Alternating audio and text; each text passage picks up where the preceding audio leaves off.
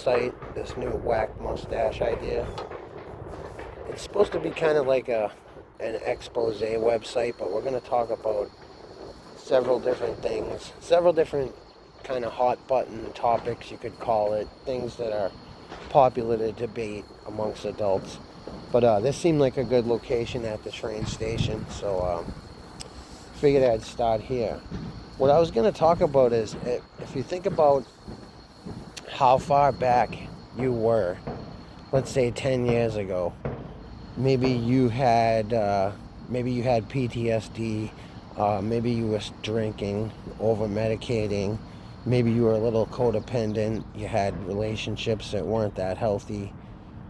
Just thinking back of how far and how much work it takes to build and build and build and build and build to get to a point where you're pretty darn sure that your actions, your attitudes, things like that are straight and narrow and aiming in the right direction. But one of the biggest tricks or triggers that I've found, and that's why it was the topic for this video, is, let's say you have recovered from faults that you've had. Or maybe you didn't have any, but let's say you did conquer some faults. And now you've opened up to emotion, you're accountable, you're trying to have connection with people, and you're getting this like negative energy back, or you're getting like blamed, you're getting shamed, and your actions, your attitudes, your habit, everything you do is short-sighted of being a professional ass kisser and just going around pleasing everyone. The stuff you're doing is like not hurting anybody, and it's definitely not hurting you either, and it's helping you. So you're aware of the fact that like you're showing up, they call it, you're showing up. And you're paying your way, you're trying to help people, you're being empathetic, you're working with people, and you're just aiming for the right direction.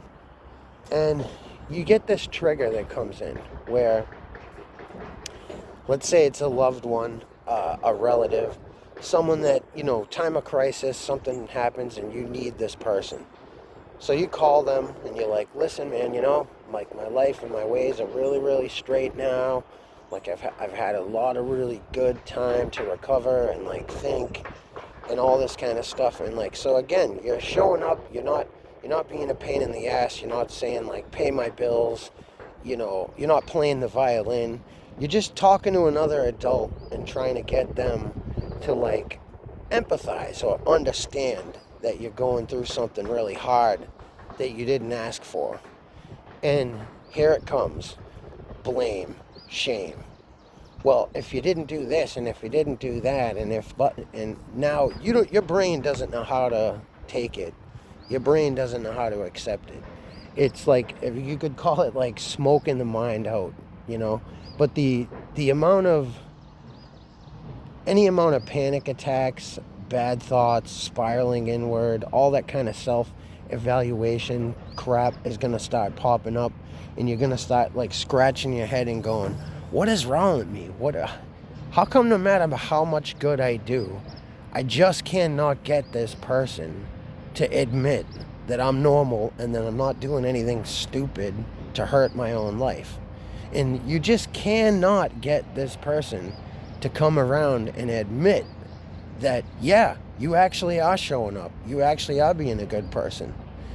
So there's no need for them to point fingers at you, try to make you think like, oh, I need to take a look at myself. Like, none of this stuff is appropriate. Really, the only thing that would be appropriate would be empathy and understanding. And if they can't help you in any way, like if they can't show up and talk to you, if they can't just be around you so you have, you feel like you're not alone, that's too much to ask. And you're being given excuses as to why, it's your lack character or whatever, and you just know this is not true, okay? You are in fact being gaslit. If you double standards is the first thing I point out. How does this narcissist person, how does this mentally abusive person, how do they treat everyone else in their circle? Are the people in their circle allowed to make mistakes? Are they allowed to be human? Are they allowed to have good days, bad days, problems, right? And then just compare the stuff, right? And compare to how they treat you. This is how you're going to know if you should distance yourself from someone. You know, maybe that relationship has burnt itself out and there's just no helping it. If you burn bridges with the person, that's a completely different thing altogether. But we're staying tight and concise to the realm of we haven't burnt any bridges with this person. And all we're looking for is some just like basic validation. You know, you're human to human. You're just saying to the person, hey, look, I'm going through a lot. Can you relate? And if you can't get that, and all you keep getting back is, you need to take a look at yourself, you need to change yourself, you need to... You're in a familiar realm, I call it. You're in a bad place, and you need to distance yourself from that person. It doesn't mean you need to break up with them necessarily and never speak to them again. But it does mean that they're never going to validate you, and they're never going to sort of come to the table and admit that you're just an adult just like they are, and you don't have everything completely figured out.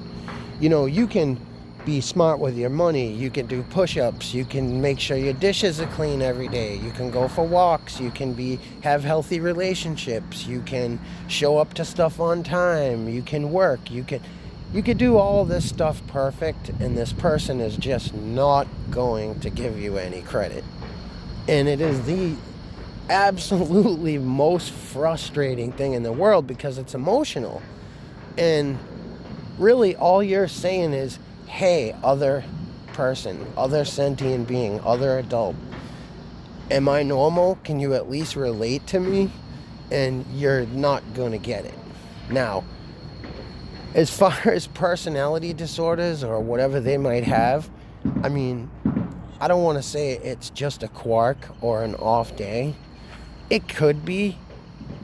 But do you really want to put yourself through that again? Do you really want to open that sort of dynamic up again? Because if you're going through serious grief or serious loss, like I am right now, your system's really not going to know how to take that. And it could be enough to drive you over the edge into something toxic. You know, whether that be going for substances, gambling, relationships that are not good, codependence, quit your job, fly off the handle. Like, any amount of triggers could come out of that. So you don't want to expose yourself to that. And this is why, and the best coaches on YouTube teach this, your own sanity, your own story, your right to express your feelings and see things the way you want to see them, that's your independent right. You have that right, you know? As long as you're not being a liar to yourself, and you're not, you know, being a fool, just fooling yourself. If you really feel that this is honest work that you've done, and all you're asking for is, hey, can you just at least admit that, you know, am I good enough to talk to yet? And you can't get that, it's probably best to distance yourself from that person, you know. And of course, on the other side of that, negative energy is negative energy. You don't want to hate the person. You don't want to smear them now. You don't want to, like, you know, try to screw them up in some way. You just don't answer the phone. You just don't tell them that much. You don't let them into your life so that they can then use your emotions against you. And that's sort of the whole purpose to it, is like, I need my own sanctity. I need my own personage. I need my own autonomy. And, you know, we all want to be respected. So that's today's message. It's dealing directly with recovery from narcissistic abuse is one thing. Cognitive skills is another. But you could look at this from several different realms of education work that you can do, where you can really find out, like, how do I keep my sanity? How do I keep my emotions in check to where I'm not constantly being harmed emotionally. And that's the whole point to it. So that's the first video for Whack Mustache. We're going to get into all kinds of other stuff. There's going to be stuff on dark matter, axions, space. We're going to do stuff in public. There's going to be a whole host and range of topics that we're going to cover on this channel, but I thought this was a good place to start because I've done a lot of this work with my partner. That's where we would spend quite a lot of time, is learning this realm right here. So, thank you guys.